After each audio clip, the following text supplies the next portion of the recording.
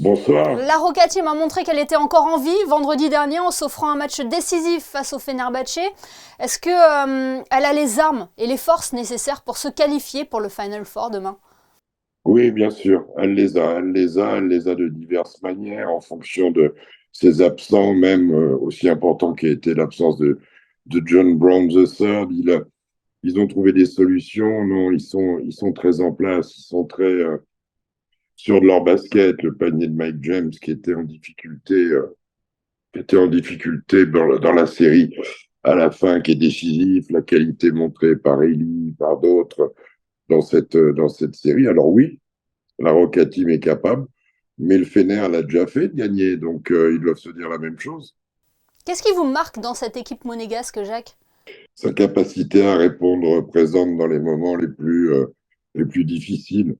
Son histoire est magnifique.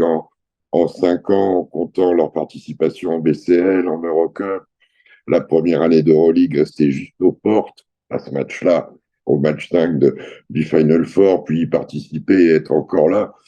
L'histoire est incroyable, elle est très belle en termes de basket, ça doit être une aventure incroyable qu'ils sont en train de vivre. Se qualifier pour aller à Berlin, ce serait une première étape et après, hein, c'est qu'un match à gagner, puis un autre. Et puis voilà. On connaît l'histoire. Est-ce qu'on peut dire que Monaco fait partie aujourd'hui des plus grands clubs d'Europe? En tout cas, les plus grandes équipes. Il y a souvent une différence entre l'équipe et le club, de par sa dimension géographique, de par ses particularités. La principauté génère des équipes originales, mais en termes de club d'envie que tous les joueurs d'Europe ont envie de venir dans cet endroit de rêve où on joue bien au basket, tous les basketteurs d'Europe se sont donné le mot, et même un peu outre-Atlantique. Et qu'est-ce qui fera la différence lors de ce match mercredi? Sur quoi il faut être attentif? Tous les scénarios sont possibles. On a vu que le Fenerbahçe se remettait très bien d'une mauvaise entame. On a vu que la Roca Team avait su le faire aussi dans le dernier match, que le Fenerbahçe est une équipe d'attaque, que ne pas prendre beaucoup de points est toujours mieux contre eux, parce que même si ce sont des gars capables de très bien défendre, il y a beaucoup d'attaquants là-dedans et au bout d'un moment, ça les rend fous s'ils n'ont pas leur panier. Après, pour rien donner de facile à des Calates, à des Will Bekin, à des Guduric, à des Ace Davis, sont des dangers publics. Donc tout bien faire, pas perdre de ballon, rien donner, tout bien faire, et puis ça passera. Et profiter de l'avantage du terrain aussi, parce que ce match se joue à la maison. C'est clairement un avantage. Ouais, bien sûr. Enfin, l'avantage, il est double.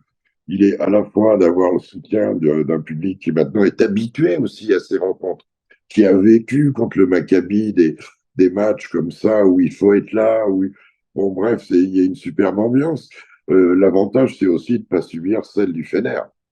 Mais on a vu que, aussi fort le public soit-il, une équipe qui joue bien, elle sort la tête haute, comme l'a fait la Roca Team lors du match 4 à Istanbul. Alors, le public qui sera là, il faut surtout qu'il y ait une communion entre public et joueurs, de manière à ce que, pop, il y ait la petite euphorie qui va bien. Plus généralement, Jacques Monclar, un mot sur le niveau de cette saison d'Euroleague. Elle est un peu folle, hein. Seulement une équipe a validé pour le moment son ticket pour le Final Four. Les autres défendront leur place lors du match 5. Oui, avec des séries qui se sont renversées complètement, avec des matchs pris à l'extérieur, avec un suspense terrible hein, entre Olympiakos, Panathinaikos, Maccabi et Barça, par exemple, sans parler de la série de Monaco. Euh, voilà, mais elle ressemble aussi, ces playoffs, ils ressemblent à la saison régulière, où le Real était un peu différent des autres. Eh ben, c'est pareil dans l'attente de la définition du Final Four de Berlin, où on espère qu'on se retrouvera. Voilà. En tout cas, ici. Le choc Monaco-Fenerbahçe, c'est donc ce mercredi 8 mai à 19h au Stade Louis II. Merci infiniment Jacques Monclar d'avoir été avec nous pour analyser cette rencontre décisive pour le club de la Principauté. Merci. Merci à vous.